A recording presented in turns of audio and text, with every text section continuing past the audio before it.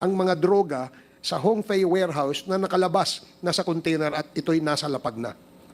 Dinagdag din noon na nagalit pa nga ang Director General ng PIDEA sa mga ginawa ng mga customs personnel sa pangunguna ni Customs Commissioner Faildon sapagkat nagalaw na raw ang ebidensya. Si Mr. Jimmy Guban, isang dating empleyado ng customs na siyang nakadiskubre ng mga droga sa mga tinatawag na magnetic lifters. Siya na nga ang nakapagsumbong at nakadiskubre, siya pa ang nakulong ng 40 years. Inimbestigahan din ito ng Committee on Dangerous Drugs noong 2018. At ako pa rin ang tumatayong chairman noong panahong yon. Hindi po ba may reasonable doubt na sa kaso niya kasi siya nga ang nakadiskubre ng droga? Si Miss Jed Pilapil C., asawa ng sinasabing Chinese drug lord sa Davao City. Sari-saring bintang ang ipinatong sa kanya dahil lamang asawa siya ng isang pinaghihinalaang drug lord na hanggang sa oras na ito ay sinasabing at large o hindi matagpuan. Kinuha sa kanyang tirahan ng walang warrant of arrest at hindi na pinalaya mula noon. Sapilitang hiniwalay sa kanyang noon ay sanggol na anak. Pinapirma ng waiver sapagkat siya ay kinuha ng walang warrant na nangangahulugang kidnapping at mula nga noong Enero 2005 ay ikinulong na hanggang sa kasalukuyan. Si Mr. Jong Pilapil, kapatid ni Miss Jed Pilapil C., na ilang buwan pa lamang sa Davao City sapagkat pinakiusapan ni Jed na magbantay sa kanilang tindahan. Nasa ibang probinsya, si Jong nang pinagbintangan siyang kasabwat sa iligal na droga doon sa Davao City at mula noon hanggang ngayon ay nakakulong. Ilan lamang sila sa mga nagdurusa na parang mga walang kasalanan. Ang mas mahalagang tanong na dapat sagutin ng mga nag-akusa sa kanila ay ito. Sino-sino ang tunay na may-ari ng mga iligal na droga na ibinibintang ninyo sa mga taong ito? Sino-sino ang nagpalabas ng mga kargamentong ito mula sa Bureau of Customs nang walang masusing inspeksyon? Wala po bang reasonable doubt sa kanilang partisipasyon upang sana ay hindi naman sila nahatulan ng 40 years? Isang tanong ang nabuo sa isipan ng marami nating kababayan. Sa mga bilyong-bilyong halaga ng mga droga, ito bang nakasuhan at nakakulong sa kasalukuyan? Mukha bang mga bilyonaryo? Ano ang konklusyon ng inyong mga investigasyon na nagdawit sa kanila? Bakit ang sangkatutak ng mga nirekomendang kasuhan ng parehong Committee on Dangerous Drugs at Senate Blue Ribbon Committee tulad sa mga membro o kawani ng Bureau of Customs na nagpadaan sa green lane ng mga kontrabandong ito? At doon sa mga nagsagawa ng raid, di umano, kasama ang mga PIDEA agents na nag-implement ng controlled delivery. Sila Richard Tan, alias Chen, also known as Chen Julong, na siyang may-ari ng warehouse, na unang tumanggap ng droga, ay hindi kinasuhan at nananatiling malaya. Sa tindi ng inyong investigasyon ay wala kayong natukoy na may-ari ng tone-toneladang droga na ipinuslit sa Bureau of Customs. Sa NBI, na unang nag-imbestiga ng metal cylinders at magnetic lifters, na sa unang mga investigasyon ay dose-dose ng mga akusado ang inyong inimbitahan. Subalit sa dulo, ang sinampahan ninyo lamang ng kaso ay itong mga fall guys na ito. Si dating prosecutor Aristotle Reyes na di umano matapos sampahan ng kaso ang mga fall guys ay napromote bilang isang RTC judge na ngayon ay balitang di umano ay nag-a-apply din bilang isang justice ng Sandigan Bayan, kung ito man po ay totoo. Gusto sana nating makaharap dito si Judge Reyes upang malinawan ang mga bagay na ito, subalit kinakailangan pa natin ng pahintulot ng Korte Suprema dahil sa siya ay isa na pong judge. Isang bagay na kailangan malinawan ay ang mga charges di umano na ginawa ni prosecutor na sinang-ayunan ng Department of Justice under the former Secretary Vitaliano Aguirre. At ito ang mga charges na di umano. Si Fidel Anoche D. na bodigero ay sinampahan ng kaso. Subalit si Chen Julong o Richard Tan na nagmamay-ari mismo ng warehouse kung saan dinala ang mga droga ay hindi nakasuhan. Tama po ba? Gusto sana naming malaman ang mga dahilan kung ano at sino-sino ang mga hindi nakasuhan na kasama sa investigasyon na iyon. Hindi din nakasuhan ang mga PIDEA agents for, quote, planting of evidence na kung saan ang mga droga ay dinala doon sa warehouse na yon on the basis of the bungled controlled delivery. Mismong si former Director General Wilkins Villanueva ang naglahad nito sa Committee on Dangerous Drugs sa aming mga pagdinig. Hindi din kinasuhan ang mga tauhan ng customs na nagpalabas ng kargamentong may lamang droga, di umano at sa halip ay kinasuhan si Mark Taguba ng conspiracy to import drugs at kung tama ang impormasyon ay facilitating the smuggling of drugs from the Bureau of Customs kung saan wala naman po siyang kontrol. Sino po ba ang tunay na may-ari ng mga drogang ito? Ang mga tunay na nag-angkat o nag-import nito? Ang mga may impluensya sa mga tauhan ng customs na siyang nagpalabas ng kargamentong ito na walang inspeksyong ginawa? If these people who are now going to spend the good years of their lives in jail are indeed guilty, the investigators should not have stopped with them but should have determined the real culprits. If, however, these people are necessary fall guys in order to cover up for the truth, then we have committed a grave injustice which we are now compelled to rectify. A person's right to life and liberty is God-given. It is not yours or anybody's to trample upon or deny or sacrifice in exchange for a consideration just so the guilty shall remain free. Today, we shall also hear other testimonies of victims of EJK. We shall endeavor to aid in the quest for truth on the cold-blooded murder of General Wesley Barayuga of the PCSO during the time when Colonel Hector Grijaldo, the classmate of Colonel Garma, was the Mandaluyong Chief of Police. We will try to elicit from Colonel Grijaldo some important information pertaining to the murder. These are material information. For instance, why was the name of General Barayuga allegedly added to the list of drug personalities days after his murder? Why was there allegedly no report coming from the Mandaluyong Philippine National Police about the incident?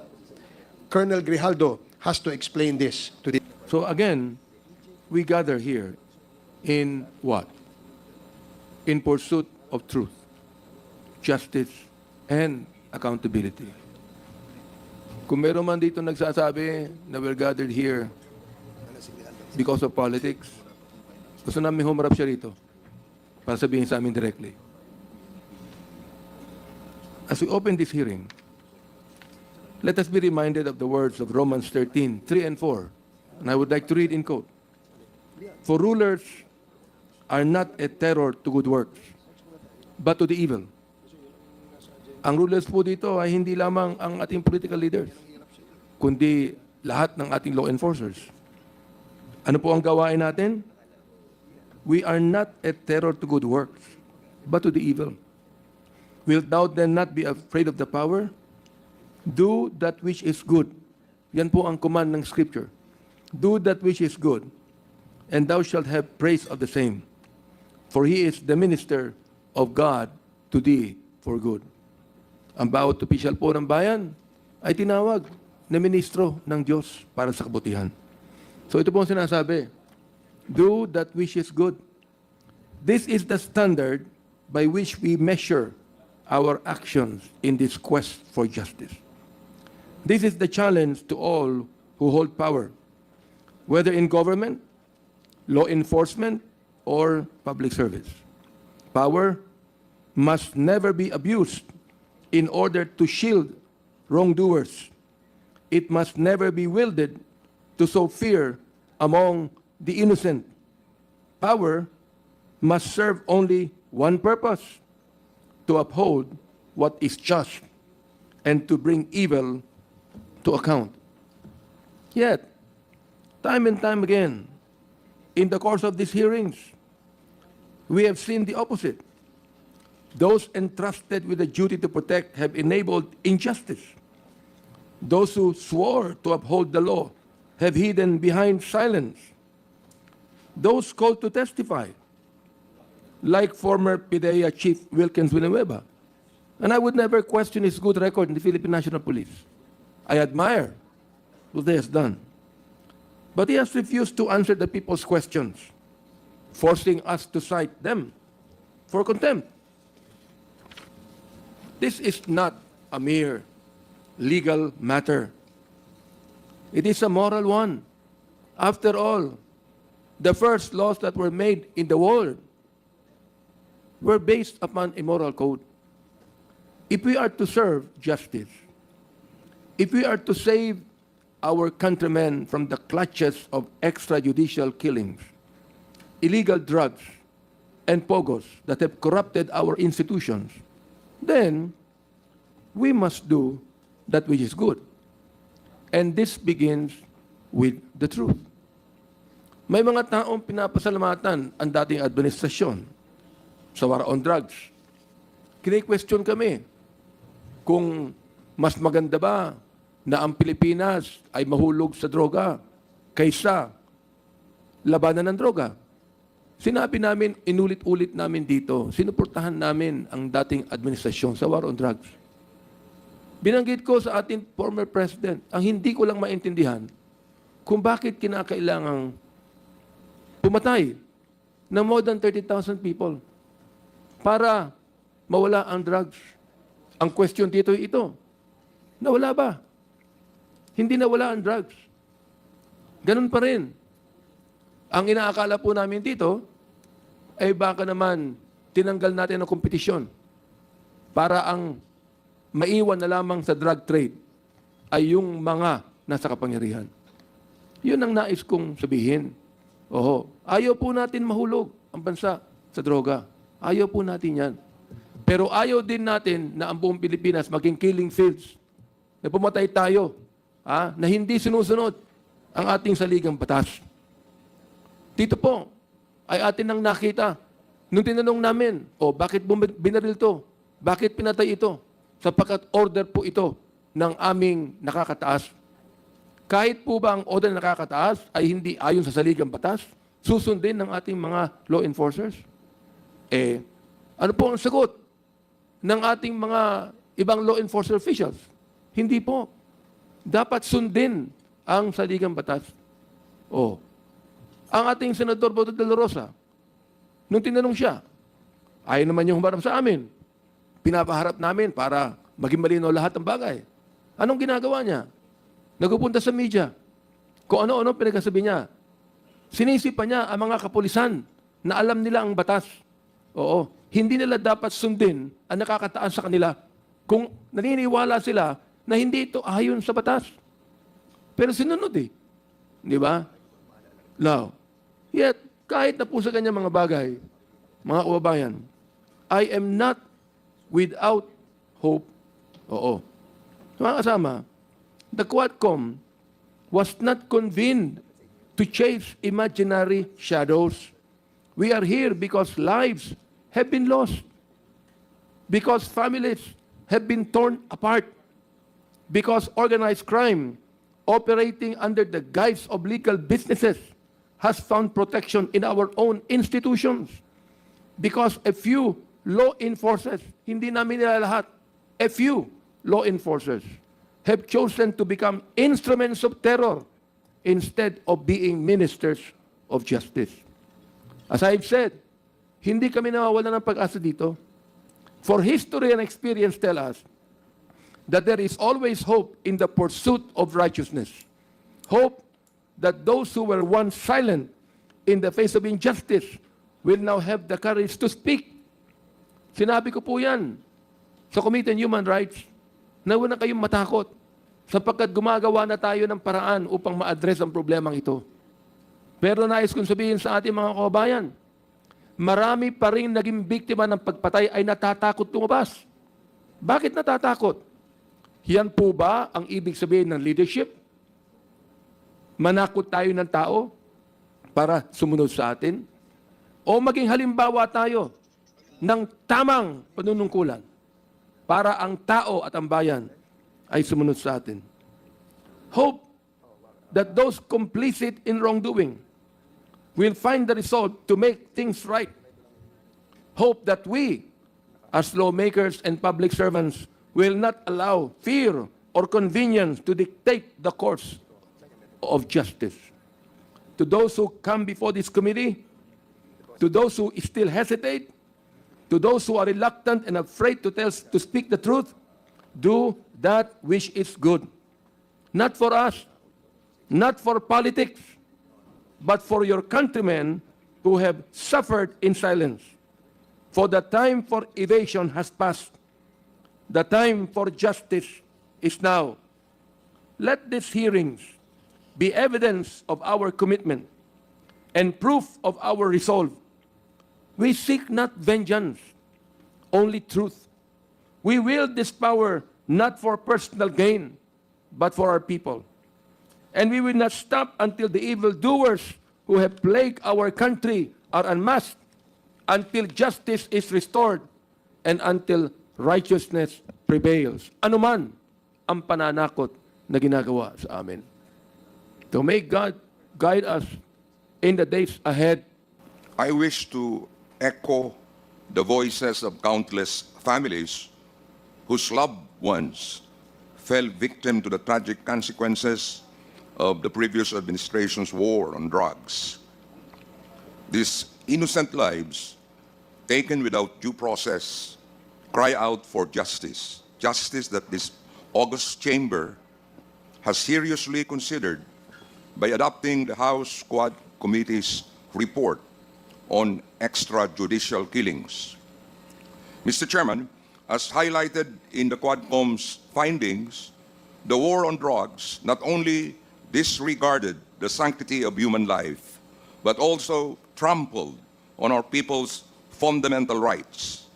The evidence presented, including testimonies, legislative gaps, and even admissions from former officials, paints a grim picture of a systematic policy of violence and impunity.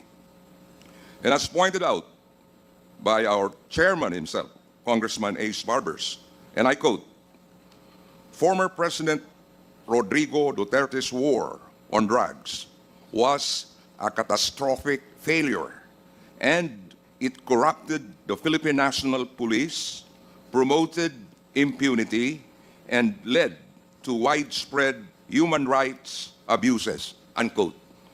Mr. Chairman,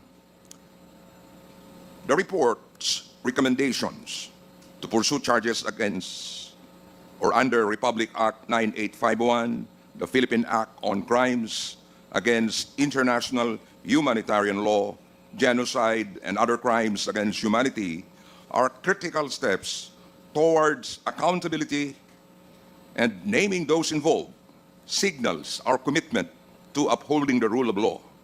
Mr. Chairman, this is not simply a matter of looking back at a dark chapter in our history. It is about ensuring that no administration, present or future, will ever again exploit the powers of government to wage a war that disregards due process, human dignity, and the rule of law. I support the legislative proposals outlined in the Quadcom report, the classification of extrajudicial killings as heinous crimes, the prohibition of Philippine offshore gaming operators which have been linked to illegal drugs and money laundering, strengthening mechanisms for civil forfeiture of unlawfully acquired properties, and establishing the Philippine National Police Internal Affairs as an independent and autonomous agency. Mr. Chairman, justice must not be delayed any longer. These reforms, coupled with the pursuit of accountability, are necessary steps towards healing the wounds of the past and restoring trust in our institution. With the permission of the chair, Mark Taguba. During the previous hearings, you made mention about various parties which have participation generally in the shipment of goods, and if I may include, in some cases, in the evolution of this you call TARA system, which allows the shipment to avail of the green lane. Some of the parties which you mentioned includes the shipper, the consignee, the custom broker, and even a command center. Do you confirm this? Yes, Your Honor. Mr. Chair, I wish to manifest that the alleged tariff system, which allows the shipment to be exempted from examination, both with respect to the documents and with respect to the physical examination, enable the proliferation not only of misdeclaration, but even of non-declaration. Mr. Chair, it is clear that with misdeclaration and non-declaration, the Philippine government is losing huge amount of revenue. And worse, Mr. Chair, during the interpellation, not only of Mr. Taguba, but even of Mr. Guban, the members ask, since when this TARA system and this green lane have been happening? I recall that they responded with, since time immemorial. I cannot help but imagine how much losses the government has incurred already because of this TARA system, which has been happening in the Bureau of Customs, as they say, since time immemorial. Mr. Chair, with that, this humble representation feels that the government's sovereign power is violated not only because of the losses it incurred, but even because of the laws which were violated. By analogy, Mr. Chair, this is synonymous to double jeopardy. Nalugi na ang gobyerno, winalang bahala pa ang batas ng Pilipinas. This is very alarming, Mr. Chair. And this prompts this representation to go back to the basic, to the fundamental system of the Bureau of Customs. And with that, I wish to direct my next questions to the representatives of the BOC. Please walk us through. Pakikwento po sa sambayanang Pilipino how the shipment, how the importation works, considering the TARA system and the color-coded lane which has been shared to us by our resource persons. Mr. Chair, may I ask our former commissioner, Commissioner Faeldon,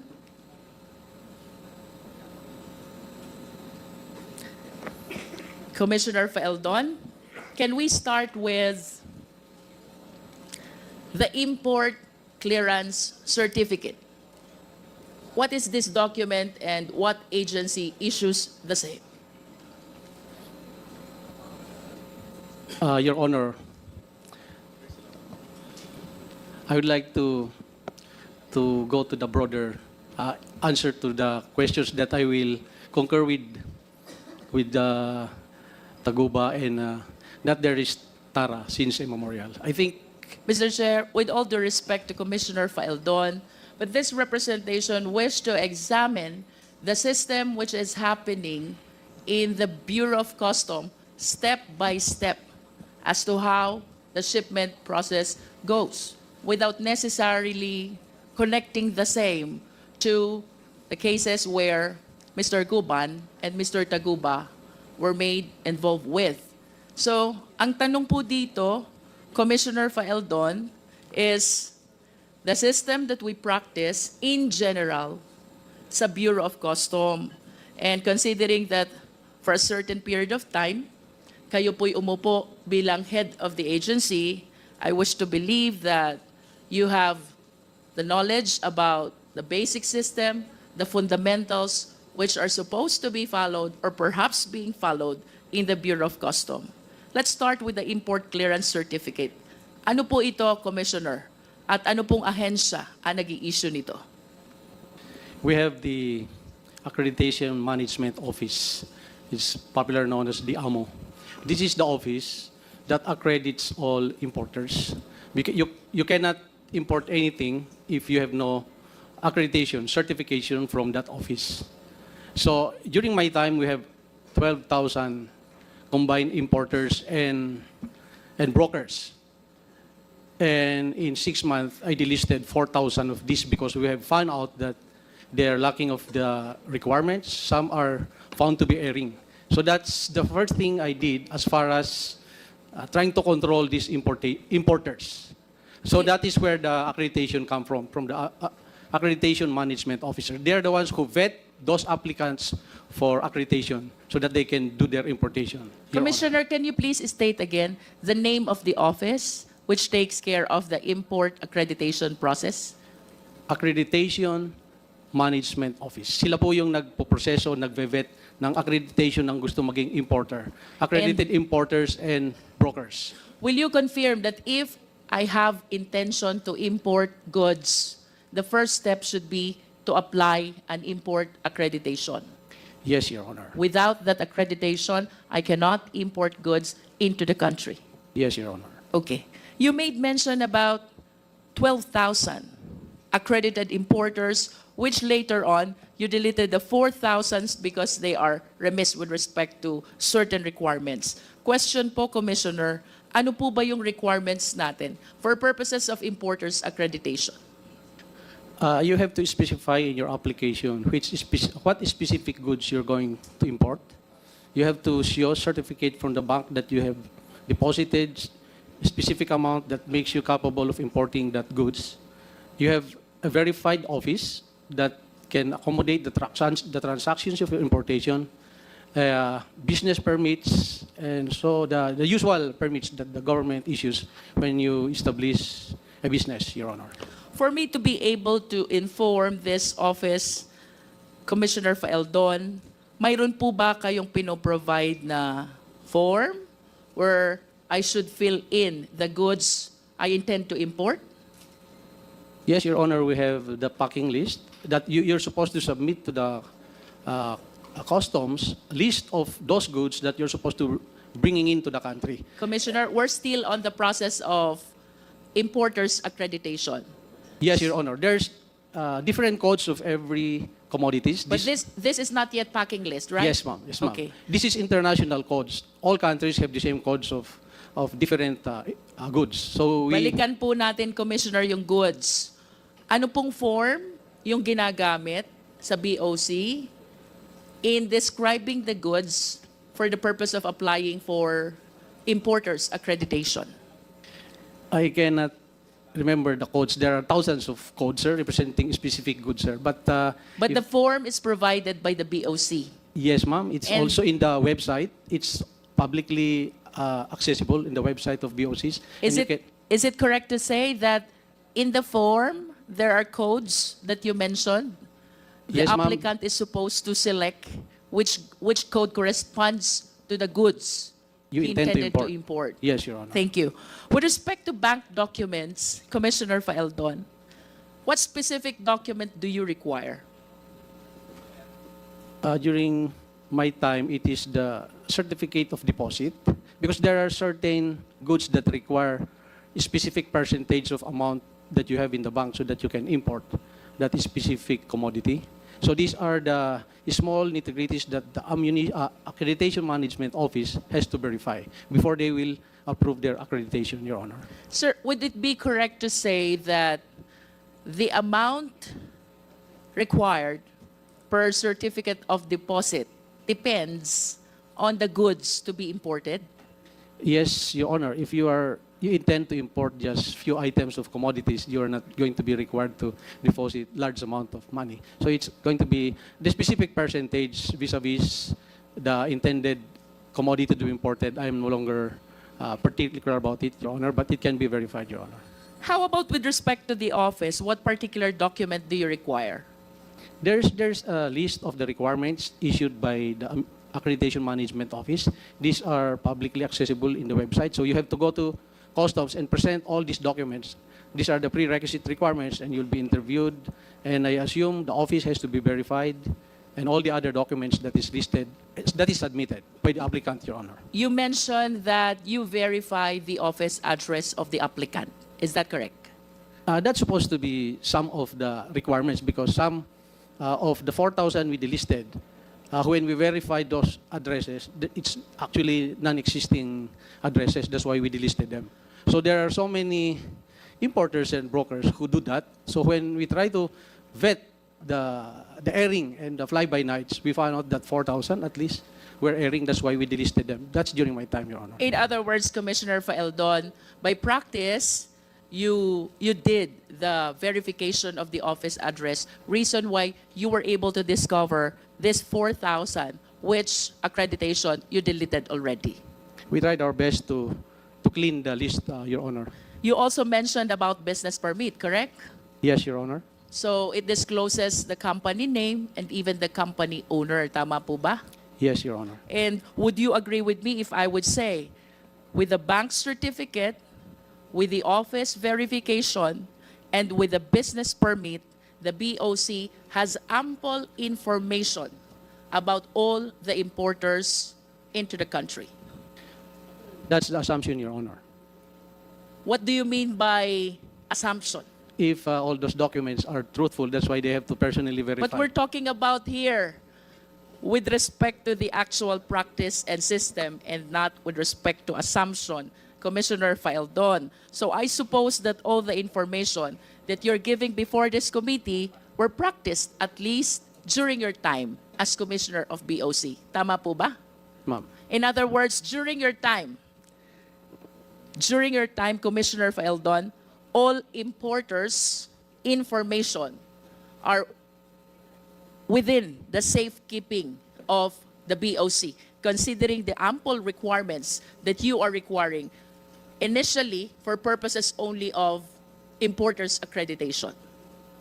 The newly accredited importers during my time, I specifically instructed the chief of the Accreditation Management Office to be very stringent, not stringent, but to be very careful about accrediting, because at that time we were delisting more than 4,000. So we do not want to replace them with another airing importers and brokers, Your Honor. In all fairness to you, Commissioner Faeldon, because you were the one who deleted this 4,000, Bakit po yung personnel ng customs ay hindi po ginalaw, hindi nakasuhan? Bakit ko ako na isa sa mga nanghuli, ako po ang kinasuhan? Kasama po si then late Colonel Pajardo at saka si Colonel Asierto, then the rest. Ang pinaka-worst pa po noon, may umadmit pa kung sino ang may-ari ng kargamento na hinuli namin na nawawala hanggang ngayon. Hindi na makita. It was presented in the Senate. Then after may present sa Senate, nawala yung umamin na kanya yung consignee, siya ang may-ari ng consignee. So ako na po ang hinabol ng hinabol nung dating administrasyon. And hopefully, Your Honor, we be given right and proper justice. Follow up na lang po, Mr. Chair. Sir Jimmy, what are you expecting from all of these hearings? Kaya si Sir Mark, may expectation pa po ba kayo? O siyempre, naisiwalat nyo na po yung mga statements, yung mga kailangan yung sabihin through your affidavits. Is there still hope? Meron pa po ba kayong ine-expect na mangyari po dito sa mga hearings natin? Thank you, Your Honor. Of course, Your Honor, we are expecting a speedy trial of our case, especially in my case that I am on appeal. Then at the same time sana, Your Honor, pairalin po yung tama na batas, rule of law. Huwag naman po sana yung impluensya. Dahil nakitang-kita naman po kahit na hindi pa po abogado, hindi masyadong marunong sa legal, nandoon po yung katunayan na wala po kaming ginawa kundi hulihin lang ang illegal na droga sa loob mismo ng customs at wala pong nawawala. Mr. Chair, may I ask Pidea, Yes, Mr. Chair. could you compare yung status ng illegal drug situation in this country between 2024 and 2023? Alin po ang nagkaroon tayo ng problema sa illegal drugs? 2023, 2024, or what?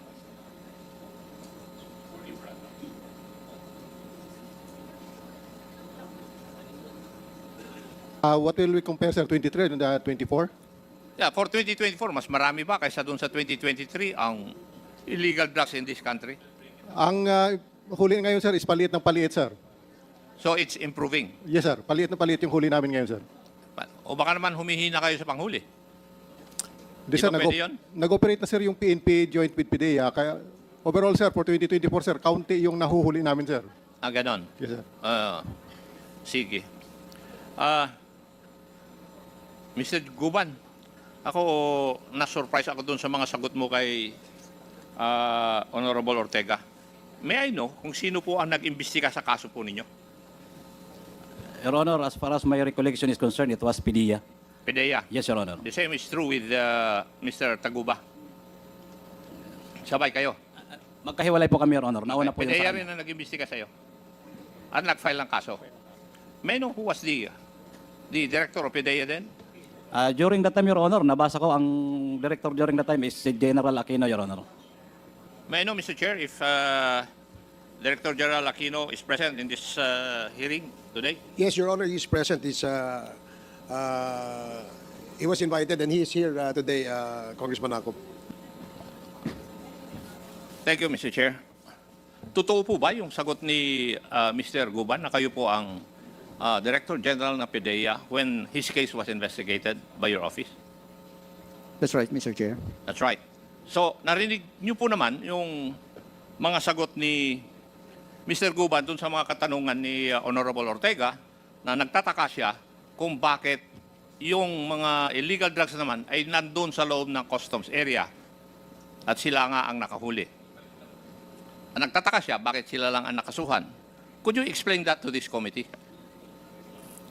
Actually, sir, more than 40 drug personalities ang napaila ng kaso with regards to this magnetic lifters discovery. Marami, sir, na hold, may mga Chinese, may Vietnamese, may mga personalities sa mga customs and all other personalities that is involved in that particular case. We're talking of yung drug haul, illegal drug haul na involved si Mr. Jimmy Guban. Yes, sir. Doon lang tayo, hindi yung ibang mga insidente. Yun na yun, sir. Yung discovery ng magnetic Yeah. lifters. May I know how many personnel of customs were charged because of this incident? How many personnel who were, ano yun, sir? Oh, personnel of customs. Kasi sabi ni Mr. Guban, yung illegal drugs hindi naman nakalabas sa customs eh. Would that be correct, Mr. Guban? Yes, Your Honor. At kayo po ang nakadiscover doon. Kung tama yung pagkarinig ko doon sa sagot nyo sa tanong ni Honorable Ortega. Yes, Your Honor. Di ba? Together Kayo with ni Colonel na Asierto and delayed, Colonel Pardo. Colonel Pardo at saka Colonel Asierto, Your Honor. Colonel Asieto, right? Yes, Your Honor. So, may know kung ilan pong tao sa customs ang na-filean po ninyo ng kaso regarding this issue? Merong mga napaila ng kaso, sir, sa customs, particularly dun sa X-ray machines and all other departments. Hindi ko lang, sir, exactly yung alam kung ilan, sir, ang napaila na ng mga lahat ng personnel ng customs. Mr. Guban, what can you say about the answer of Director General Aaron Aquino? Your Honor, hindi pa ho na-x-ray yan kasi nahuli po yan sa loob mismo ng yarda ng Manila International Container Port. Hindi na nga po sana ako magtatanong. Kaya lang, nakuha yung aking interest doon sa mga kasagutan ni Mr. Guban, doon sa mga pagtatanong ni Honorable Ortega, na yung illegal drug shipment ay nahuli naman doon sa loob ng customs. Hindi naman po nahuli sa labas eh. Nandun sa loob ng customs. So, ako, even an ordinary person will say, bakit yung mga taga-customs, bakit nakapasok doon? Di ba? And ang tanong ko, bakit si Mr. Guban na lang nandun sa kulungan? Kaya ang tanong ko, meron pa bang taga-customs personnel na nakakulong because of this issue? Yung nangyari sa MICP, sir, I think you're it's not only... answering my question, DG. My question is, meron pa bang personnel ng customs, aside from Mr. Guban, na nakakulong dahil sa issue na ito? siya lang, sir, sa Bakit Bureau of po kaya? Customs. Are you trying to tell us na nakapasok yung illegal drugs sa loob ng customs na walang pagkukulang yung ibang tauhan ng customs? Is that what you're trying to tell us? Sir, hindi lang siya napaila ng kaso doon, sir. Meron din kami mga Chinese na napaila ng kaso doon, the importers. Hindi, ang pinag-uusapan natin yung customs. Huwag mong isidetrack yung issue na pinupursu ko. Ang tanong ko is, why is it na yung tao, kasi ang tanong ni Mr. Guban kanina sa katanungan ni Honorable Ortega, bakit ako lang nakakulong, ako pang nakahuli? Hindi naman nakalabas sa customs yung illegal drugs. So paano nakapasok sa customs yung illegal drugs na walang pagkakamali o pagkukulang yung mga taga-customs? Could you explain that to me? Sir, I can explain kung paano nakapasok, sir, yung container van Oh, sa... kayo ang nag-imbestiga eh. Bakit? Ikaw na rin mismo nagsabi, siya lang ang customs personnel na napailan ng kaso. Why? The container van came from Malaysia, and the container vans were abandoned. And that's the reason why nagkaroon ng coordination ng PDEA, Bureau of Customs, to check the legality of the container van. Kaya with all the requirements needed, na binuksan, sir, yung container van to check what's inside. Mr. Guban, the Director General is not answering my question directly. Bago pumasok sa customs area, galing sa ibang bansa, meron po bang customs office o personnel na dadaanan? Yes, Your Honor, dahil nandun yun sa container yard, dapat meron doon naka-assign na customs personnel, Your Honor, from that district. Port Collection District ng Manila International Container Port, from District Collector, meron pong, I do not remember the office right, na nagbabantay mismo, Your Honor, ng mga container na nandoon sa abandon at saka mga bagong dating ng mga containers, Your Honor. Hindi. Pagdating, for example, if it came from Vietnam, for example lang ito, sino po ang tumatanggap ng mga container na ito na taga-customs pagpasok sa customs area? Your Honor, kasama ang PPA ang yung port operation, Your Honor. So yung Deputy Collector for Report of Operation, meron yan nagsasampa sa barko, sila nag-inspect din sa kapo yan ibababa sa container yard. So yung Port Operation Deputy Collector, Your Honor, yung office niya down the line. Now, may I ask, ano po kaya ang dahilan? Bakit kayo lang po na-charge sa taga-Bureau of Customs samantalang kayo po ang nakadiscover? Until now, Your Honor, puzzle po yan hanggang ngayon sa akin dahil kami ang nanghuli. Ako, Your Honor, ang ipinakulong. And according to the complaint of the Director General during the time, ay kami daw ay nag-conspire with Colonel Acerto and Colonel Fajardo na kung saan kami po ang nagtrabaho niyan para mahuli, hindi makalabas sa loob ng BOC upon request of the Honorable Commissioner Lapina.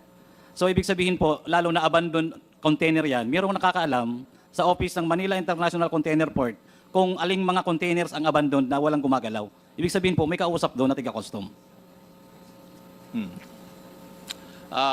Kasi yun po yung kumbaga sa question mark o may walang kasagutan sa aking mga katanungan sa aking isip.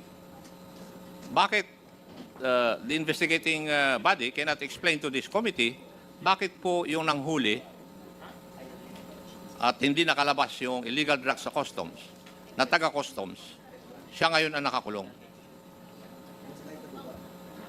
Matanong ko nga po kayo. Meron din kasing na-discover kaming container van, sir, sa GMA Cavite na nakalink doon sa MICP container or the magnetic lifters. So, dalawang magnetic DJ lifters Aaron, malayo po yung sagot nyo doon sa aking katanungan eh. Sir, kaya nga namin sila kinasuhin din because nakalink din sila doon sa kaso na na-discover namin sa GMA na 4 naman na magnetic lifters na na-discover namin. So these are the same magnetic lifters that was discovered in MICP. And perhaps, sir, I can also ask the legal service of PDEA to determine the real reason, sir. I am sorry, sir. Pedea, what would be your answer to the request of former DG Aaron Aquino?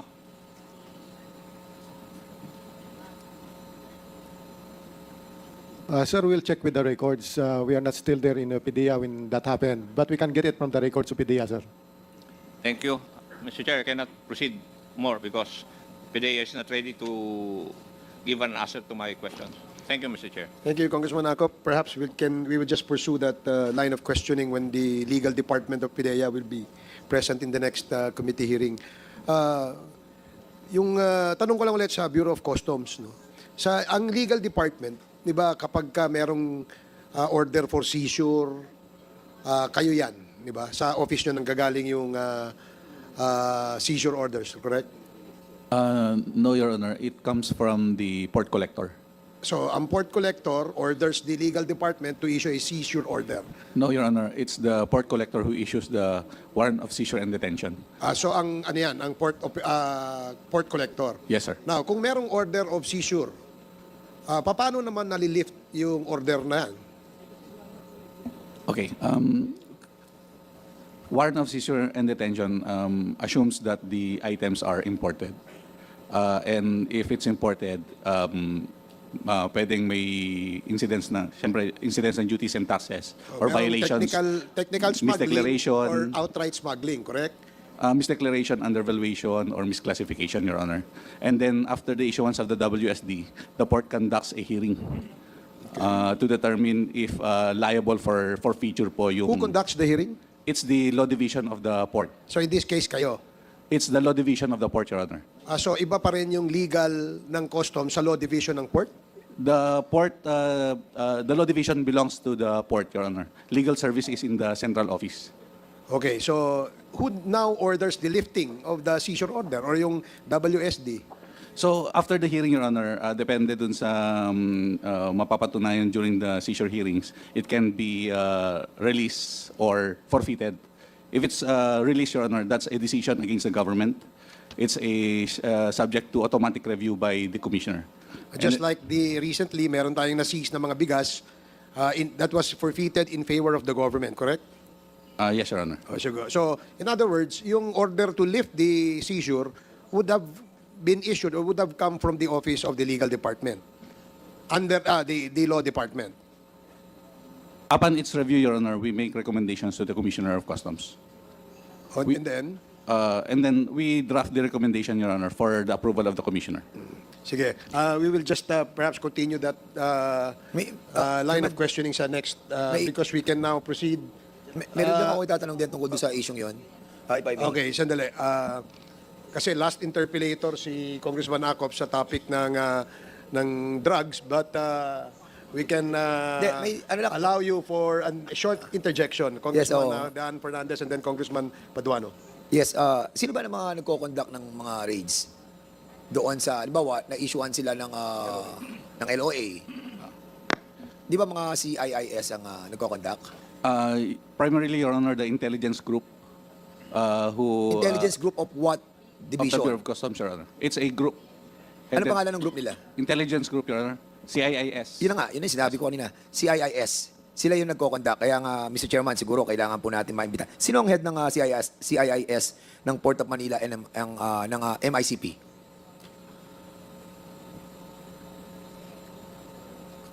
Head. In For chiefs. MICP, Your Honor, I think certain NCISO and for POM, Your Honor, I think it's a certain Joel Pinawin, Your Honor. Okay. So sila ang mga nagko-conduct ng mga raids na yun? They implement the letter of authority issued by the Commissioner, Your Honor. Yeah. They're the ones who enforces the letter of authority. So ngayon, kapag na-enforce na nila yung letter of authority at naging successful nga yung raids, what happened next? Your Honor, in the enforcement of the letter of authority, the letter of authority comes from the visitorial powers of the Commissioner. It's the power of the Commissioner to ask proof of proof of payment of duties and taxes on goods openly held for sale or being kept in storage. These are imported goods, openly held for sale or kept in storage. So with the letter of authority, the enforcement of which authorizes the officer of the Bureau of Customs to enforce it to ask for the submission of proof of payment of duties and taxes, Your Honor. Pero dapat, before that raids na nangyari, hindi na sila dapat nakalabas doon sa port di ba? Your Honor, if the owner of the goods are able to prove payment, due payment of duties and taxes, then it's okay, Your Honor. It's released or it's given back to, or it's not being seized. But if there's no, if the owner fails within 15 days, fails to show proof that Bakit 15 days, attorney? nakalagay po Napakahaba sa- naman nun. Nakalagay- Ano ba yan? Room for negotiation? Kasi pag 15 days, you can do anything Or Your Honor- bakit 15 days atap? Samantalang kung mapapakita mo na meron ka ng mga dokumento, right away. Di ba? Para walang room for negotiation. Kasi yun ang nangyayari Di ba? Your Honor, the 15-day period is provided for in the CMTA under Section 224. Nang CMTA, Your Honor. CMTA. Customs Modernization and Tariff Act. Kaya nga, we need to amend that. Dahil kung 15 days, napakahaba nun. Di ba? So, Mr. Chair, I think we need to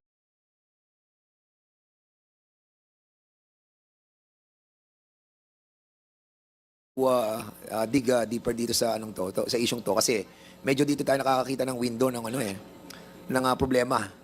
At kung walang mga naparusahan sa BOC employee na nakapag-issue mga commissioner ng LOA saka ng SWD, tingin ko dito, Mr. Chairman, dito tayo naiisahan ng mga nagtatarang yan sa BOC. Eto, attorney, ikaw nga 2009 ka pa, mas nauna pa ka sa kanila. Parang kanina, parang ayaw mo pang aminin na may sistema dyan. Di ba? Mas nauna ka sa kanila, di ba? Yes, Your Honor. Oh, okay. Now, maswerte ka, hanggang ngayon nandyan ka pa. Now, eto, attorney, narinig mo ba yung yung supposedly proposed reforms that was proposed by Commissioner Paildon and Commissioner La Peña with regards to modernization and digitalization of the customs? Actually, Your Honor, the currently... No, yes or no lang po. Yes, I have heard, Your I have heard. Hindi pa nga ako nagtatanong ng next question ko. Defensive ka na eh. Sorry, Your Honor. Commissioner La Peña, former Commissioner La Peña, Commissioner Paildon, do you believe that if the reforms that you have mentioned will be implemented doon sa sistema sa customs, if not totally eradicated yung TARA system, that can minimize the TARA system? Yes, Your Honor, it can substantially minimize the TARA system. General La Peña. Yes, Your Honor. That can greatly minimize, if not stop, the TARA system. So, tama din po ba that may budget na during your time, Commissioner Paildon? Yes, sir, around 400 million plus. But when I assume, because it's a project of, I think, Commissioner Biason pa, but when I assume it's already subject of court litigation, so it was withheld and never implemented during my time because the case was not resolved during my time. So hindi ko alam after me if na-resolve yun at na-implement siya. Nung time Your mo, Honor. thank you, Commissioner Paildon, nung time mo, Jen, La Peña, yung time mo, what happened to that, modernization plan? Or budget na mismo, budgeted na pala? Beg your pardon, Your Honor. Are you referring to when you say organization, you're referring to the centralized command center? I think we're talking about the proposed, supposedly the reform that former Commissioner Biason wants to implement, and it was during the time also of Commissioner Paildon. Kaya lang po nagkakaso daw. So, nung time mo, ano ba bang nangyari doon? I did not come across that project of Commissioner Biason, Your Honor. So, you're not familiar about it? No, Your Honor. Attorney, sa ngayon po, are you familiar with that? 2009 ka pa eh. Your Honor, currently the Bureau of Customs is No. undertaking... Again, please, attorney, answer my query. You're the legal. The time legal ka na, di ba? Yes, Your Honor. Oh, now ang tanong ko na sa legal ka ng custom during the time, what happens now? Ano yung update doon? Doon sinasabi ni former Commissioner Paildon, a project during the time of Commissioner Biason, and pinalo up lang ni Commissioner Paildon, kaya may kaso. O sa legal ka the time, ano na ngayon yung status noon? At what are the efforts being done by the present Commissioner? Your Honor, as I've been saying a while ago, Your Honor, currently we are undertaking digitization of all our functions, Your Honor, and I think we are at the threshold of 90%. However, we are being handicapped by a certain case pending with the Manila trial courts, enjoining or stopping the Bureau of Customs from further improving its system, Your Honor. Sino yung There's a case, Your Honor. It's a case filed against the Bureau of Customs by a certain Omniprime, Your Honor. Omniprime case. Ano yung company niyan? Importer? No, Your Honor. It's a service.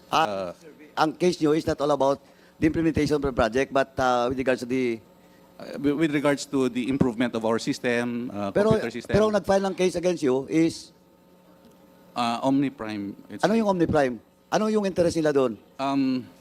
Your Honor, they participated in A bidding. bidding, Your Honor. So it's not all about their intention to stop. Yeah, But because they are part of the bidding, tapos hindi po nabigay sa kanila, tama? Ganun po ba? Yes, Your Honor. Now, is a different case that happens during the time of former Commissioner Paildon and Commissioner Biason? It's a different case. If my memory serves me right, Your Honor, I think it started with Commissioner Lina, Your Honor. Yeah, Commissioner Lina.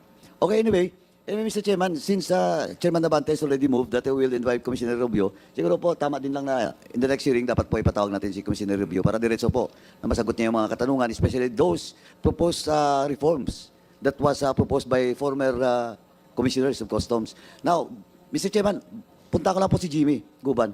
Jimmy, yung case na nakaharap mo ngayon, is that, sino ba yung source of information na may papasok na droga that time? Your Honor, that came from Colonel Asierto and Okay. Colonel Fajardo. Colonel Acerto and Colonel Fajardo then kinordinate sa'yo. Yes, Your Honor, dahil sa customs ako po na ang nag-monitor sa loob kasi hindi naman sila makakapasok. Okay. At wala silang direct line para sa customs. So, may information, nahuli mo. Together with PDEA, Your Honor. Together with? Your Honor, I am working inside of the Bureau of Customs together with PDEA. Okay, with PDEA. Representative of the PDEA, Your Honor. Who is the head of the operations at the time? That During that time, you? Your Honor, the director of NCR was then late Colonel Fajardo. Pero yung team leader niya sa port, I think Asiertin Bagawi in Soriano. Soriano testified, Your Honor, in court. Now we were together nung tinatrabaho namin yan. Agent Soriano. So, Agent Soriano is still active in the PDEA? I'm sure, Your Honor. Soriano in Bagawi, Your Honor.